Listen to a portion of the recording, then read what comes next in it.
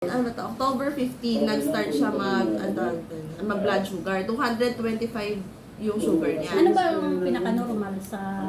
Ang normal pag wala ka daw diabetes, 90 eh. 80, 90. Pero kung meron ka na, okay ka na sa 100, sa 90 to 100. Tapos siya, ang pinaka-starting niya, 225, nung bago siya mag-test. Tapos nag-no-raise siya. Pero, kahit nag-no-raise na siya nun, ang mga sugar niya lang 180, 150, hindi siya nag-100 lang. Mataas pa rin. Kaya kailangan yata parang 120 yata yung nasa average na eh. Kung talaga may ano ka na, warning sign.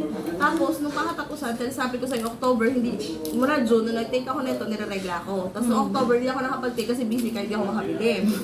Hindi ako niregla ng October. Sabi ko, anong mali kong ginawa? Hindi man ako lumalapang ng bongga. Tapos sabi ko, hindi ako nagkape. Kaya hindi na kita kape. Tapos nung katapusan na ng October, kumuha ko sa'yo nito. Sa katapusan niya, alam ko kasi yung patapos na hindi ako niregla eh. Noong October, kumuha ko nito. Pinatay ko siya. Si Robert din, na kape. Kasi sabi mo, papababa din ng diabetes. Pagka-take ni Robert nito, parang ilang days pa lang, nag-106 na siya, 112 ang sugar niya. Ganon kabilis. Ganun ka din. Tapos ako, 5 baso pa lang ako.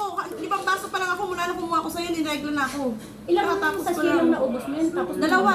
Oo, dalawa siya. Dalawa kami ah. Ilang Pero taon mas na si priority Robert? ko siya. Doon sa sachet. Ilang taon na si Robert? 29 lang. So, 28. Botong-bota.